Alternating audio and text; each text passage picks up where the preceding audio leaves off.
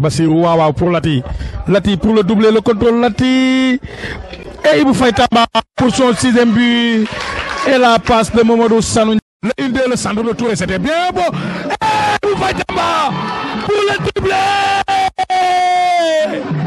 Ibou Faye pour le triplé. La tête croisée. Sanou qui va décaler jusqu'à Ndongo Fall, trouver dans la profondeur. Ndongo encore, il essaie de trouver Landing Diatta dans la profondeur face à Diawara. Landing le retrait. Ibou Faye Tamba qui égalise.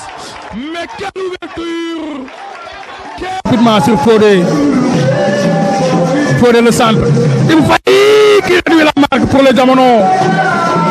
Il réduit la Jarul Yakamti. Joli passe de Thiam vers Fodé mu dem. Et but de Tamba, Ibou Faye Tamba et le Jamono qui mène 3 buts à 0. But de Ibou Faye Tamba. C'est une récupération voilà. Et voilà, vous avez réussi à égaliser. Le pourquoi les laisser dans ce confort, le pourquoi les laisser repartir de l'arrière tranquillement.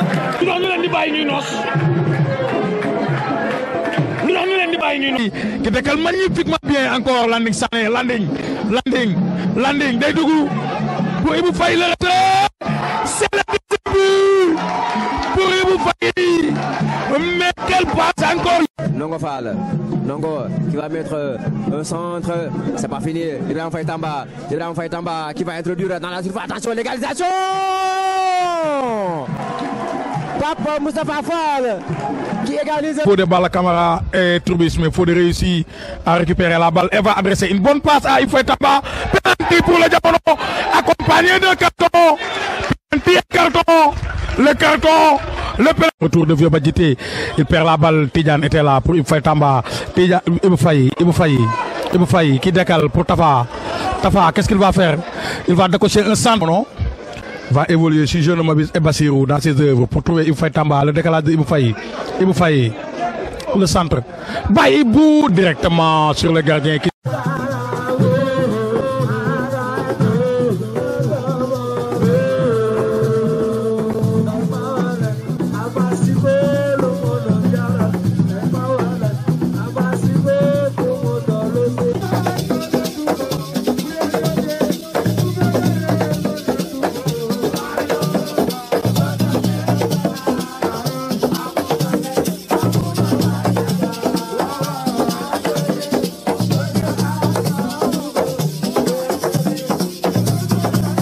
Bien joué vers Fodé.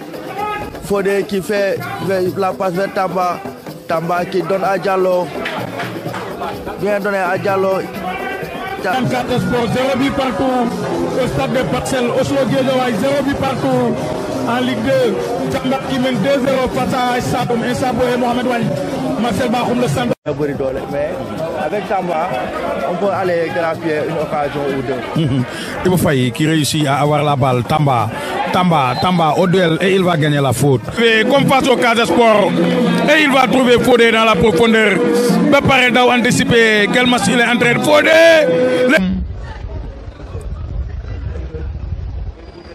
Ibou Faye qui réussit à garder la balle.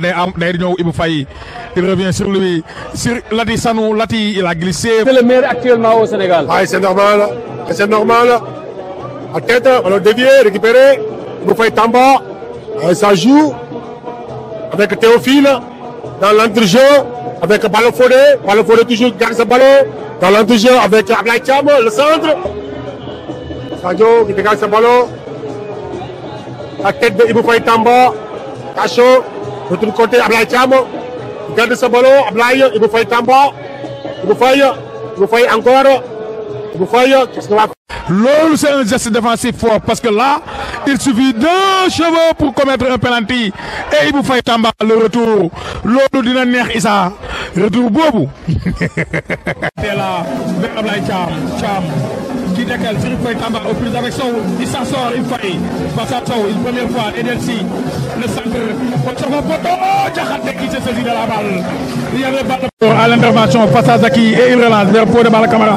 Fodé qui se retourne très bien et il s'appuie sur Ibou Faye.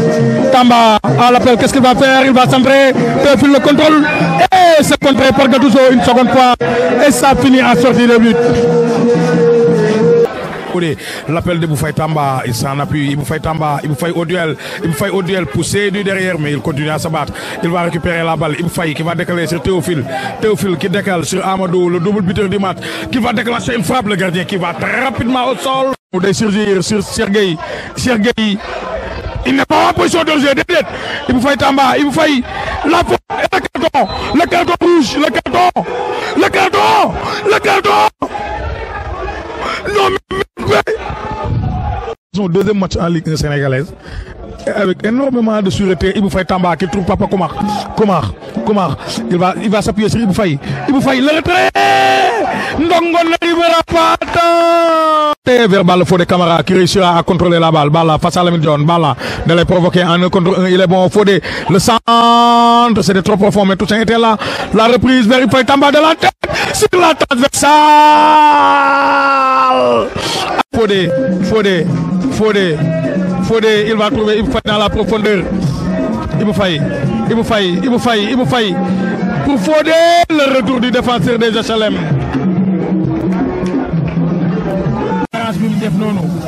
On a accéléré là-haut. Johnny vers Ibou Faye Tamba. Ibou Faye le contrôle, Ibou Faye sur Modou. Le centre de Modou. Et Théophile directement sur Diakhaté.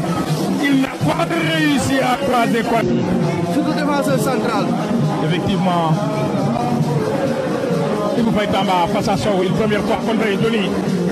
Toussaint pour le second ballon, il s'en sort face à Abdouli. Il s'appuie sur Ibou Faye Tamba. Le centre de Tamba à Théophile au second poteau. Qui doit savoir sa patte, sa côté. C'était une occasion nette à Loire, espérons. Il estime l'arbitre et il n'était pas loin. Encore, il trouve Ibou Aïdara dans la profondeur face à John. Encore, autant pour Man. Encore, Daydem.